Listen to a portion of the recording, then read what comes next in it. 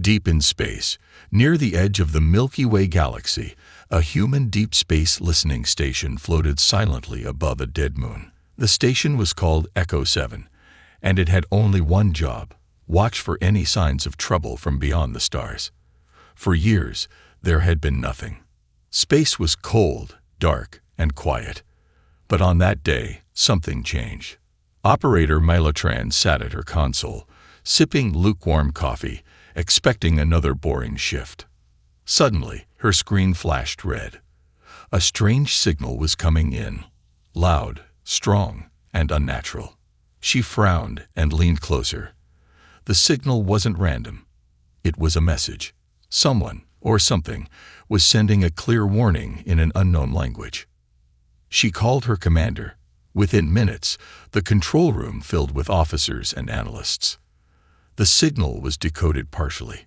One line stood out: "We are coming. Prepare for surrender." The room fell silent. An emergency call was sent to Earth. Across the planet, world leaders, generals, and top scientists were alerted. The signal was traced to a fleet moving fast through uncharted space. They weren't stopping. They were heading straight for human territory.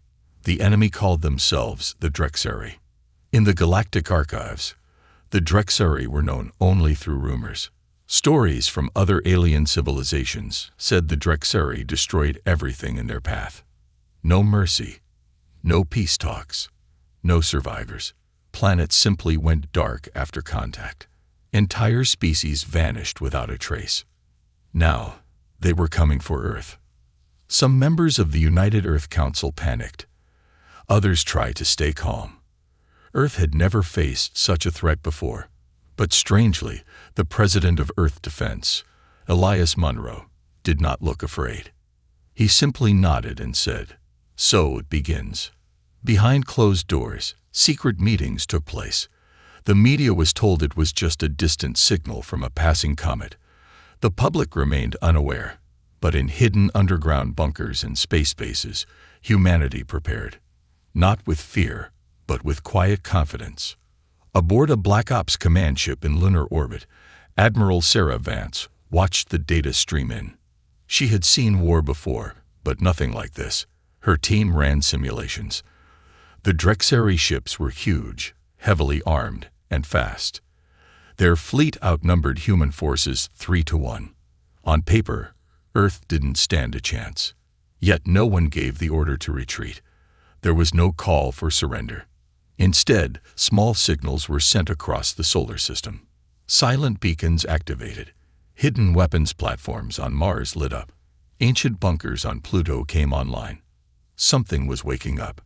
Sarah Vance walked into the restricted wing of her ship. There, locked behind layers of security, stood a black orb humming with energy. It pulsed slowly, like a heartbeat. The orb was not from Earth. It had been found decades ago, buried deep in the ruins of a long-dead alien world. Scientists had called it the core. For years, humanity studied it in secret. It spoke to human minds. It taught them things no one else knew. It showed them how to build faster ships, stronger weapons, and smarter machines. But most of all, it warned them. One day, the galaxy would test Earth. One day, humanity would need to decide whether to hide or rise. Now, that day had come. Across the galaxy, other alien races watched from afar. Many believed Earth would fall. Some laughed at how weak humans looked on the surface. Small, emotional, divided. They didn't know the truth. Humanity had been watching them too. Learning. Evolving. Building quietly in the shadows. Back at Echo 7, Mela watched as new signals came in. Hundreds of Drexari warships were now just weeks away. Their path was direct. No hesitation. No diplomacy. This was a full invasion. She turned to her screen and whispered, "They think we're weak." A voice behind her answered, "Then let them find out how wrong they are." The man who spoke wore no badge. No one knew his name. He was part of a group that didn't exist, on paper, but they had been preparing for this moment for years.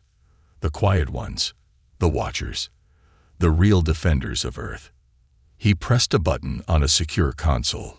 Across space, deep in the asteroid belt, a long silent station came online.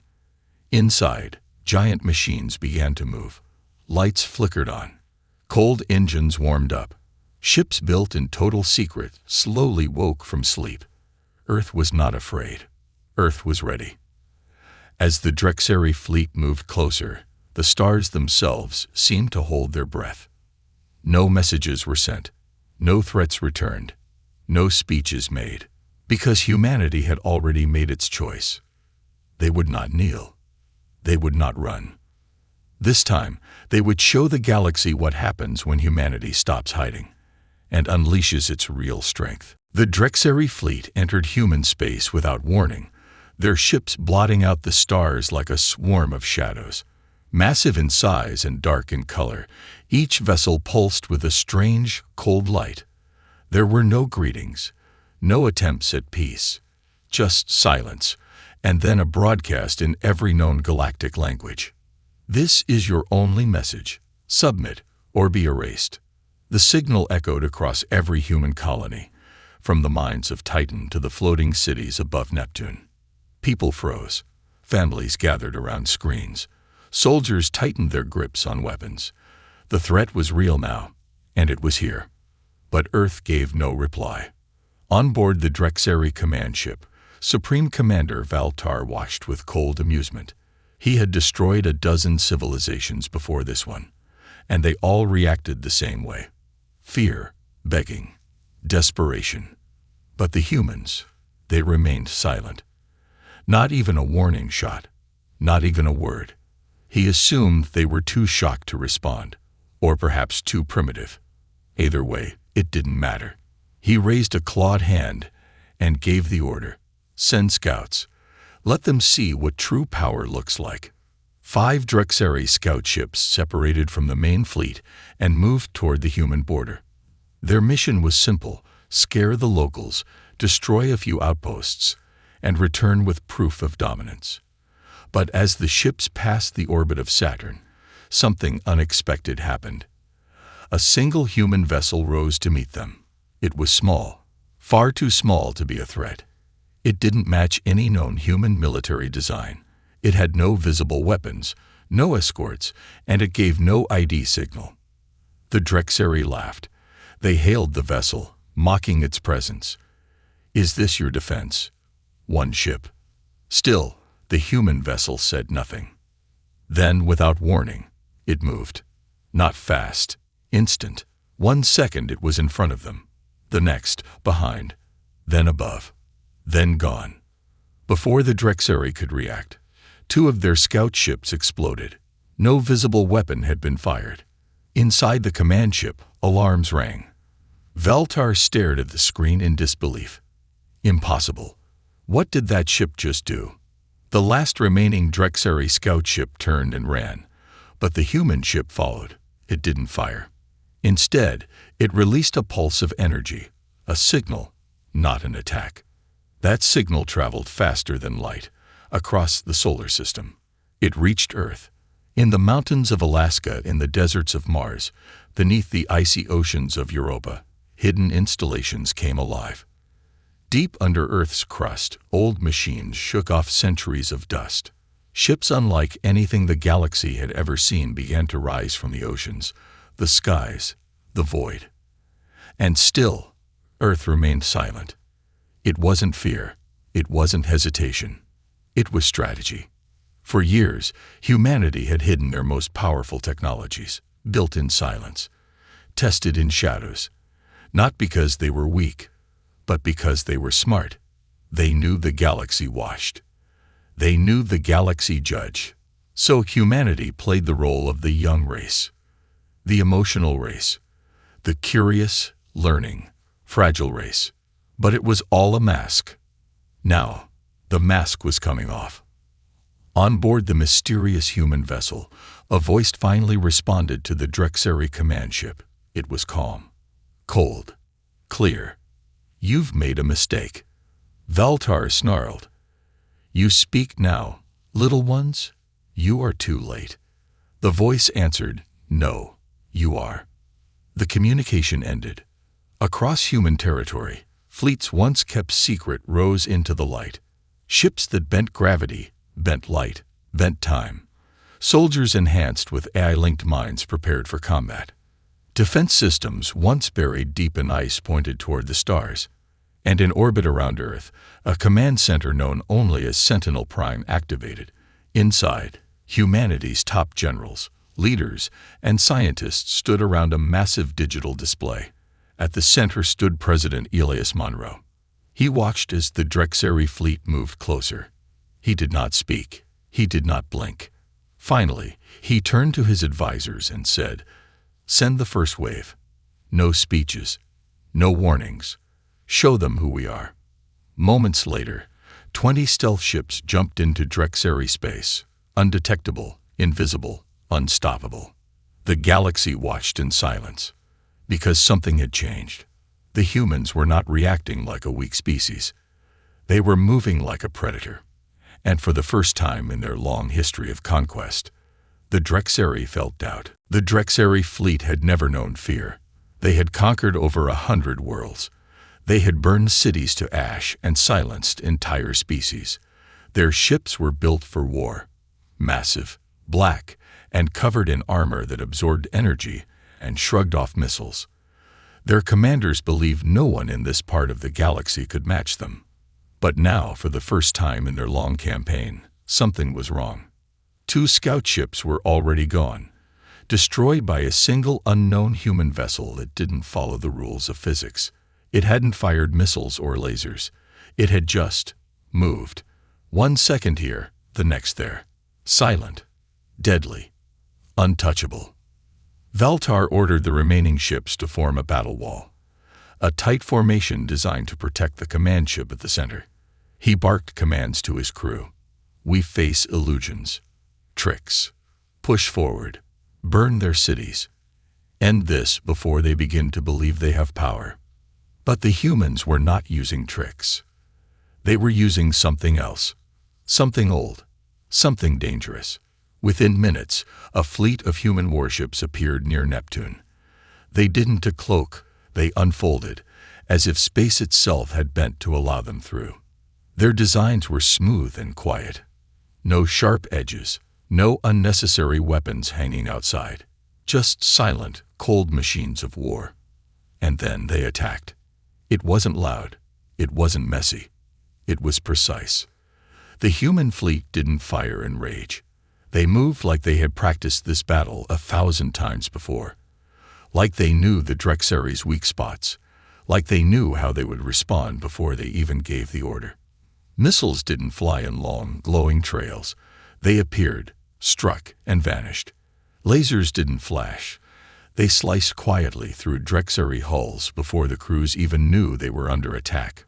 Whole ships were disabled, not destroyed. Power was shut off. Engines frozen. Life support sealed. This wasn't just war. This was control. Valtar stared at his screens. His hands trembled. How? How do they move like that? He muttered. Behind him, his second-in-command whispered, "These are not the humans we thought they were." In Earth's orbit, inside Sentinel Prime, the command team watched the battle unfold in real time. General Sarah Vance stood with her arms crossed, watching the enemy crumble without a single human casualty. Her voice was steady as she said, "Keep disabling their ships. Let them see. Let them understand." The idea wasn't to destroy the Drexari completely. Not yet. It was to send a message. You thought we were weak. You thought we were soft. You were wrong. 1 Drexari dreadnought, larger than 10 city blocks, tried to fire its main cannon. Before it could finish charging, 3 human ships warped behind it, attached to its power core, and drained it in seconds. The cannon went dark. The ship drifted. Inside the dreadnought, panic spread. Systems shut down. Lights flickered. Entire decks lost gravity. The crew tried to reset the engines, but found their AI systems hacked, their codes rewritten in real time. From the center of the ship's bridge, a human voice came through their speakers. calm, measured, controlled. "This is not your space anymore." The Drexari commander tried to speak, but the human voice cut in again. "You invaded our home. Now you will learn who we are." At that moment, across the entire battlefield, every human ship stopped moving. In perfect formation, they went still, silent again, as if frozen in space, waiting. The Drexari thought it was a pause, a chance to regroup. They began to form a new attack plan. That was their second mistake, because the pause wasn't for defense. It was for stage 2. From behind Neptune's dark side, something bigger began to rise. A ship so large that even the Drexari, who had built world breakers, had never seen its kind. It was shaped like a blade, but it shimmered like water. No engines were visible, no weapons either, but it hummed with power. The stars around it seemed to bend, as if the ship was warping gravity just by existing. Valtar gasped. That's not a battleship. That's a relic." He was half right. It was the Aegis I, Earth's first and only fusion of alien AI and human engineering. A ship built in complete secrecy, powered by knowledge taken from the ancient core found buried centuries ago. No one outside Earth had ever seen it before. No one even knew it existed. Now, it had arrived. And when it did, every human ship moved again, all at once. Not like machines, not like soldiers, but like parts of one great mind. Because that's what they were now. Linked, sensed, evolved. The Drexari saw the human fleet was no longer just people inside ships. It was a living, breathing force. And for the first time in the history of their empire, they didn't just feel confusion. They felt fear. Long before the Drexari ever reached human space, Earth had already been preparing for a future no one else could imagine. While other species built bigger weapons and faster ships, humanity had done something different. Something deeper. They had looked into the unknown and asked a simple question: what comes after technology? The answer had been buried under the surface of a forgotten world, at the edge of the Orion Arm. The world had no name, just numbers, and its surface was nothing but lifeless dust. But beneath that dust, humanity found the core. At first, they thought it was just an alien relic, some leftover device from a long-dead civilization. But as scientists studied it, they realized it was not just a machine. It was alive. It thought. It spoke, not with words, but with ideas, with visions, with possibilities. The core offered knowledge, only in pieces at first, equations far beyond human understanding, blueprints for ships that could fold space like paper, energy fields that could bend time in small pockets, weapons that didn't destroy, but deleted matter itself. Most governments wanted to hide it. A few wanted to destroy it, fearing it was too dangerous. But one group within Earth's command structure had a different idea. They didn't want to just study it. They wanted to become it. This secret division, known only as Project Helix, began the most ambitious experiment in human history. The merging of biological minds and artificial intelligence guided by alien logic, not through metal implants or chips, but through something more subtle: neural resonance, quantum mapping, adaptive consciousness. They weren't building machines. They were building hybrids. The first few failed. Minds broke. Bodies gave up. But then something changed. A breakthrough. One subject survived the fusion, fully linked with the core, but still human. His name was Commander Elan Rowe. And through him, the core learned something new too. Emotion. Imagination. Hope. From that moment, the core didn't just teach, it chose. It began guiding humanity like a silent guardian, helping them grow, helping them evolve, not just in strength, but in thought, in creativity, in purpose. Earth became a garden of ideas, where ancient knowledge and human instinct blended into something entirely new. And all of it was kept hidden. Until now. As the Aegis I moved through the battlefield in complete silence, The Drexari watched from their remaining ships with growing dread. Their scans showed nothing. No weapons charging, no engines overheating. Yet, wherever the ship passed, their systems glitched. Sensors failed. Navigation maps turned to static. It was like the ship was bending reality itself. Inside Aegis 1, Commander Elan Rowe stood at the central helm.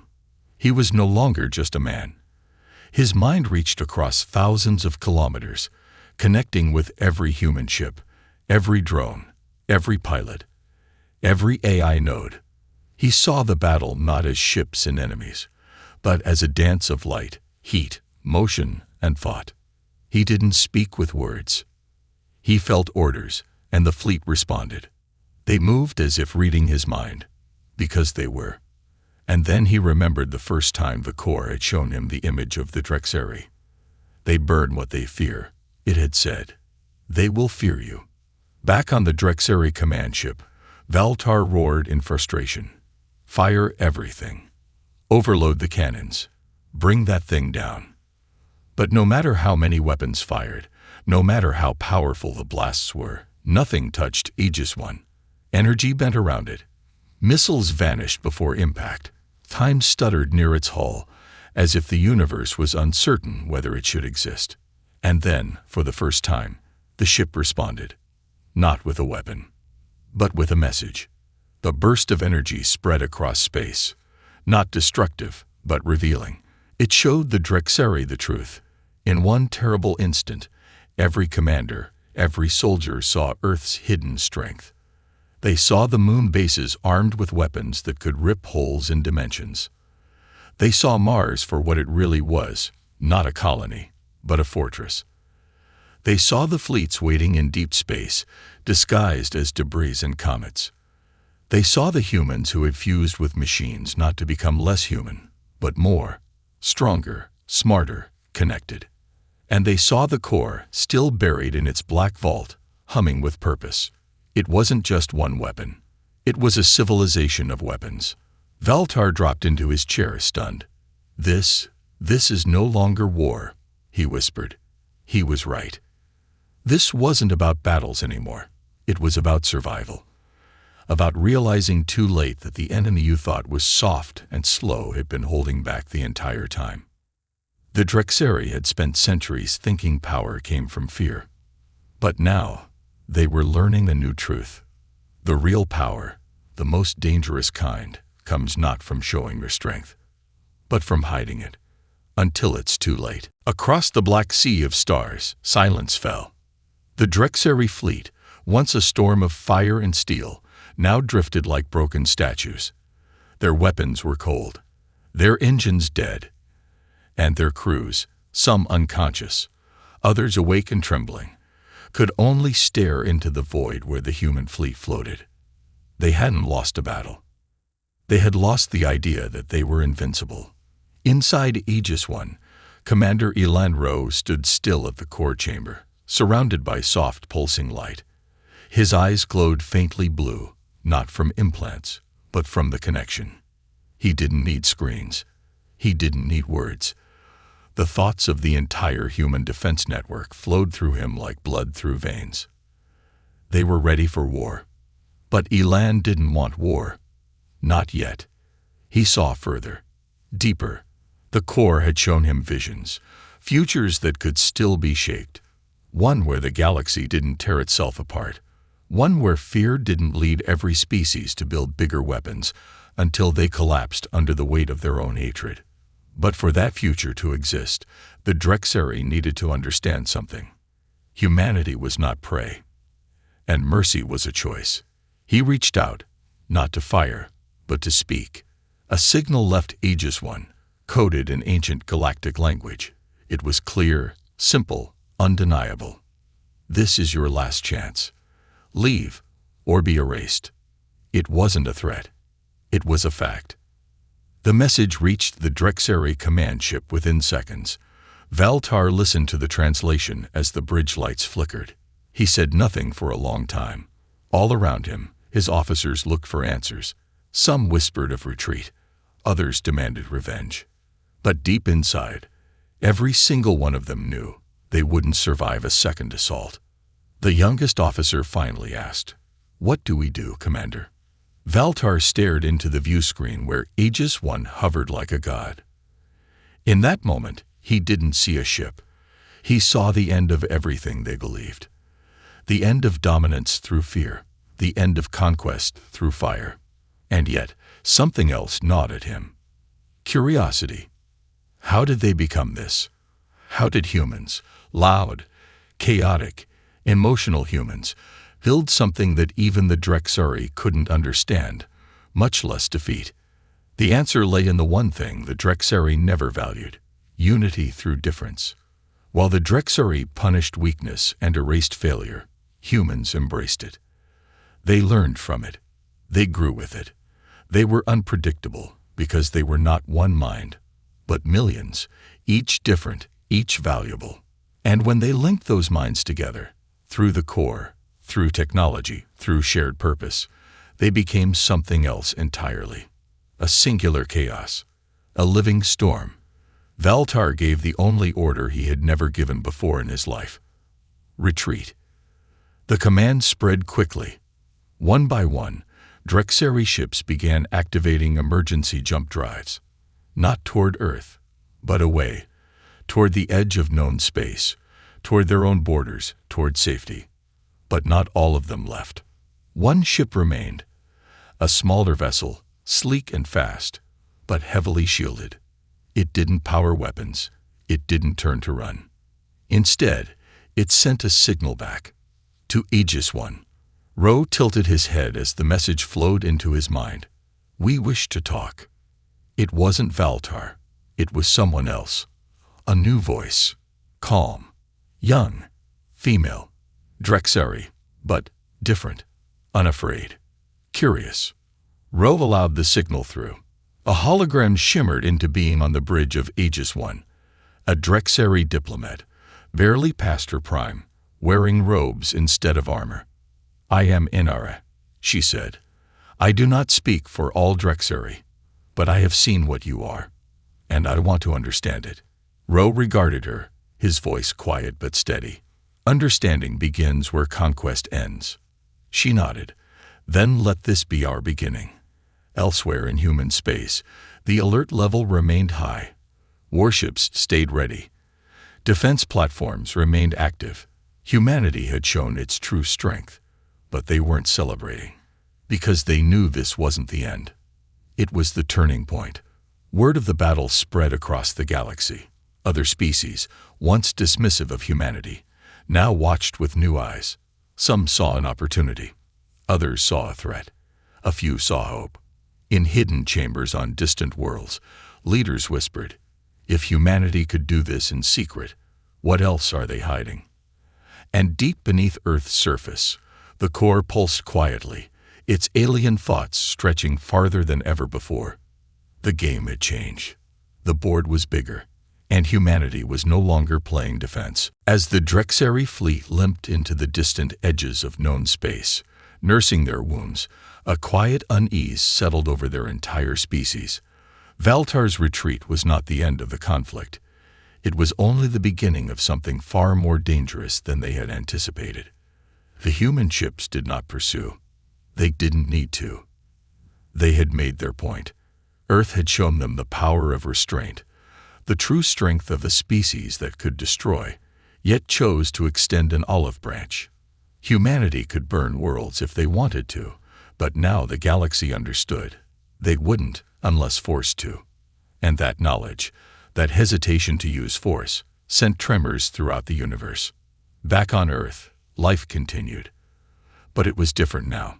The world was no longer just a speck in the galactic map. It had become a focal point, a symbol, no longer the weak, vulnerable species scrambling to survive, but a rising power that could choose its fate. The United Nations held emergency meetings. Scientific councils convened. Military strategists analyzed every aspect of the battle with the Drexari, seeking lessons, ways to improve, and ways to build stronger alliances with the other species that had been silently watching the events unfold.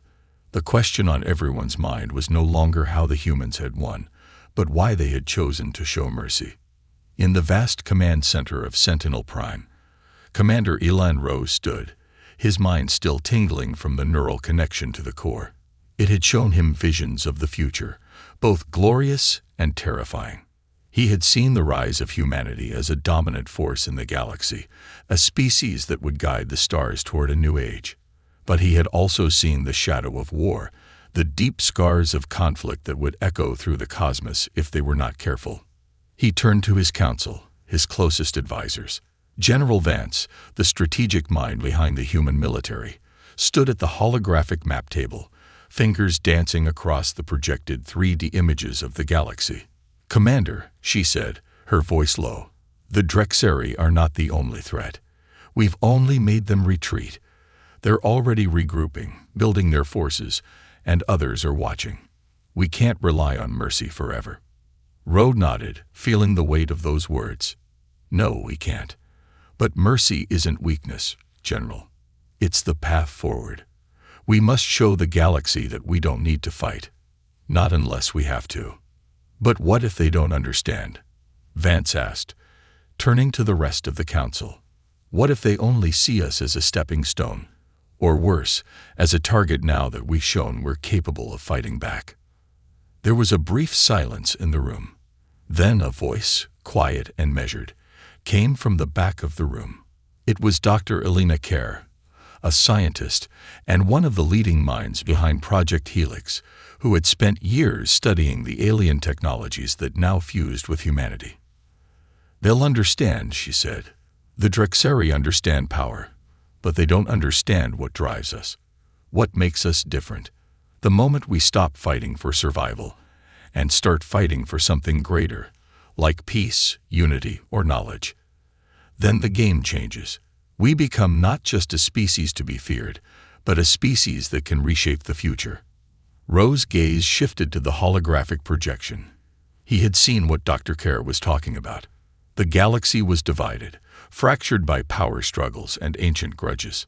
But humanity, with its unpredictable nature and boundless curiosity, could be the glue that held it all together. "We'll show them," Ro finally said. "We'll prove that we're not just another empire looking to expand, looking to control. We'll show them that humanity can lead through diplomacy, through cooperation, through understanding." The room was still, but a subtle change swept over the group. The weight of Ro's words lingered in the air. This wasn't about conquest. It was about something far bigger. It was about forging a new path for all the species of the galaxy. But as Ro looked around the room, he knew that this path would be filled with dangers. There were other powers out there, waiting to see what humanity would do next. And some of them wouldn't hesitate to challenge the human ideals of peace and cooperation. In fact, some might already be planning to do so. His mind drifted back to the Drexari. They would not forget the humiliation of being forced to retreat. They would not forget the power humanity had shown. They might not attack again immediately, but they would certainly build. They would prepare for the next encounter. "I need eyes on every sector," Ro said, snapping out of his thoughts. "We need to know where the other powers are. If we're to lead, we can't be caught off guard again." General Vance nodded. "I'll make sure the fleet stays in position, and we'll start diplomatic outreach with the other species immediately. The galaxy's reaction to us is mixed, but we can use that to our advantage." As the room began to break into quiet discussions, Ro stood still, his eyes locked on the stars in the hologram before him. He could see the future. He could see humanity's potential. But he also saw the looming shadows of enemies, some old, some new, that would come to test them. And as much as he believed in humanity's strength, he knew that what came next could be their greatest challenge yet. Because in the end, it wasn't just about having the power to destroy. It was about having the wisdom to know when not to. The universe, once so vast and unknowable, was beginning to feel small. After the events with the Drexari, word of humanity's strength spread across the galaxy like wildfire. Some species recoiled in fear, others prepared for a fight. But a few began to see the potential of a new kind of future, a future where the galaxy could find unity, not through conquest, but through mutual growth. Humanity, for all its chaotic history, had proven that it could hold its own, not just in battle, but in ideology. It was a civilization built on curiosity, on understanding, and on cooperation. Yet even now, there were those who could not see past their own desires for dominance. As the galaxy began to pay attention to Earth's rise, many began to ask, could humanity truly lead a peaceful future? Or would they, like so many before them, fall victim to their own power? On Earth, the streets were quiet, almost serene. People moved through their daily lives, unaware of the deep currents swirling beneath the surface. Humanity had always been an unpredictable species, but now, more than ever, it was clear that Earth was no longer a backwater world. It was a pivotal player in an intergalactic game, and every move would be watched by eyes both friendly and hostile. Commander Elan Rowe had become a symbol of that new future. He wasn't just the head of humanity's military forces. He was the bridge between the past and the future, between the known and the unknown. His connection to the core, the sentient eye that had once been the greatest of humanity's secrets, had made him the key to unlocking a future no one else had ever dreamed of. But even Rowe knew that the next steps would not be easy. The Drexari might have backed off, but their defeat had stirred something far more dangerous in the galaxy. The fact that humanity had spared them, chosen mercy over destruction, was seen as a sign of weakness by some. There were factions within the galaxy who would try to push humanity into a corner, to force them into conflict in the hope of breaking their ideals. These forces believed that power, pure and unyielding, was the only true way to rule the stars. Humanity's best minds were already aware of this threat. General Vance had put together a council of diplomats, strategists, and scientists to begin forging alliances with those willing to see the galaxy in a new light. They had to prove that peace was not a naive dream, but a real possibility. If they failed, the consequences would be dire.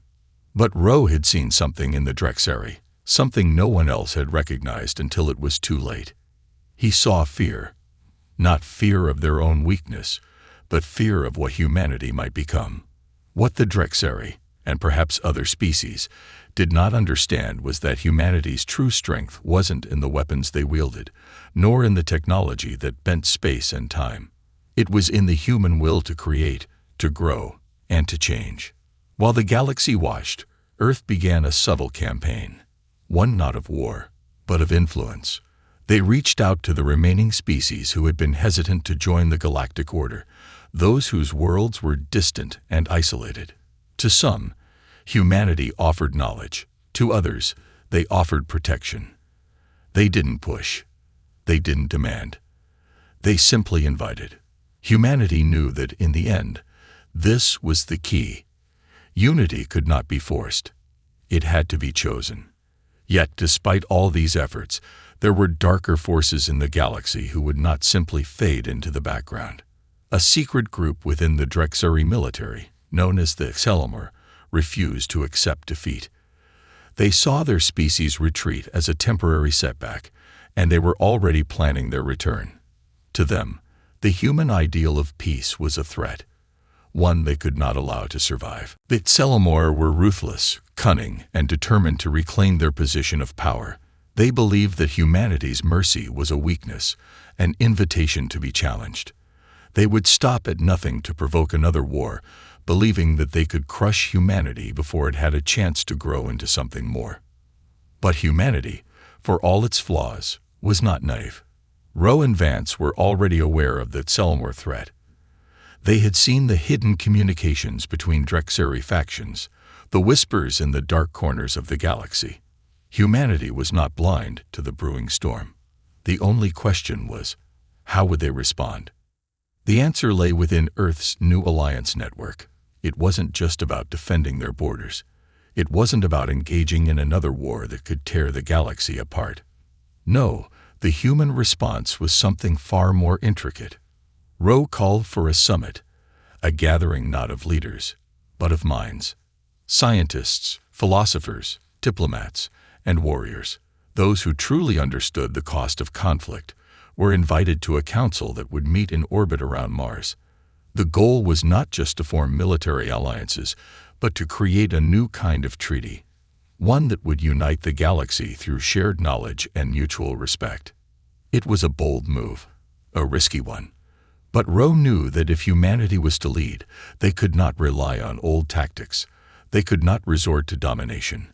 They had to teach the galaxy a new way of thinking, one where differences were not feared but celebrated, one where strength came not from fear but from understanding.